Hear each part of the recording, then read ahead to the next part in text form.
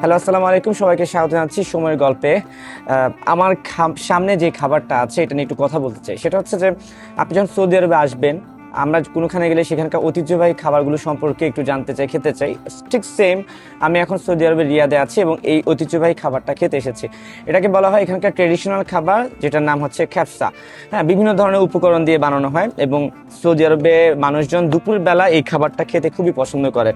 এই খ্যাপসা কিন্তু যারা এখানে ঘুরতে আসে তারাই কিন্তু খায়। এটা বিভিন্ন উপকরণ দিয়ে তৈরি হয়, যেমন মুরগির মাংস দিয়ে তৈরি হয়, খাসি বা গরু মাংস দিয়ে তৈরি করা হয়, অনেক জায়গাতে মাছ বা চিংড়ি দিয়ে তৈরি করা হয় এবং এগুলো খ্যাপসার কাছাকাছি, তবে রান্নার ধরন একটু আলাদা। যেমন তান্দুরে রান্না, প্রেসার কুকারে বা কয়লা ধোয়াতে এগুলো রান্না করা হয়। শুধু সৌদি নয়, পুরো আরব উপসাগরীয় অঞ্চলেই এই খাবারটা খুবই পরিচিত।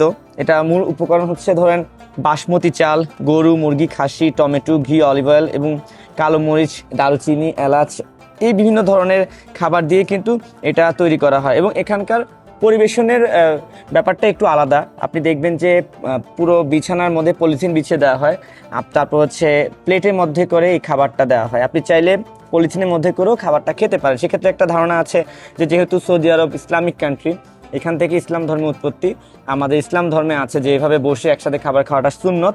সেই সুন্নতি কায়দা থেকে আসলে এই খাবারটার পলিথিনে করে খাবারের ব্যবস্থা করা হয়েছে। আর দাম সম্পর্কে যদি একটু বলতে চাই, এটা বিভিন্ন ধরনের দাম আছে। ধরেন প্রায় 28 রিয়াল থেকে শুরু করে সম্পূর্ণ ডিপেন্ড করবে হচ্ছে আপনার উপরে যে আপনি কত রিয়াল দিয়ে খাবেন। আসলে যে ধরেন চিকেনের আছে, মাংসের আছে, মানে গরুর মাংসের আছে, উটের মাংসের আছে, যেটা যেভাবে খান ডিপেন্ড করে। তো অনেক কথা বলে ফেললাম, এখন আমি সেই খ্যাপসাটা খাবো। আমি জানি না কেমন, দিস ইজ ফার্স্ট টাইম আমার এক্সপিরিয়েন্স এবং আমার সঙ্গে আমার ভাইরাও আছে, তাদেরকে নিয়ে আমি খাচ্ছি এবং চেষ্টা করছিলাম যে আপনার মধ্যে তুলে ধরি। তো শুরু করি, আমাকে একটু কেউ দেখায় দেন যে কিভাবে খেতে হয়, কারণ আমি তো জানি না। কি করবো, কিভাবে নিব? ট্রেডিশনাল না, যেভাবে ট্রেডিশনাল ওয়েতে খায়, হ্যাঁ আমরা সেভাবে খেতে চাই। প্রথমে এটাকে একদম ঢেলে ফেলা হয় না? ওকে, আচ্ছা, আমরা হচ্ছে এটা ঢেলে নিলাম, রাইট? সো এবারে যে এখানে সস দেখতে পাচ্ছি, ক্রিম বা পেঁয়াজ, লেবু আছে, এটা দিয়ে কিভাবে কি খেতে হয়? এটা হচ্ছে মানে ট্রেডিশনাল জিনিস, লাইক এটার ভিতরে টমেটো আর ধনেপাতা, স্পাইসি সস। স্পাইসি সস, হ্যাঁ, গার্লিক, আই থিঙ্ক অলসো গার্লিকও দেওয়া আছে ভিতরে। খুলবো? হ্যাঁ, এটা খুলে এখানে ঢালেন পুরা সসটা? হ্যাঁ, দেন আপনি যখন খাবেন নিয়ে খাবেন। ও আচ্ছা, এখান থেকে আমি হ্যাঁ নিয়ে খাবো, তাই তো? হ্যাঁ, আচ্ছা, যাই হোক, আমি একটু খেয়ে দেখি না, বিসমিল্লাহ। এভাবেই? হ্যাঁ।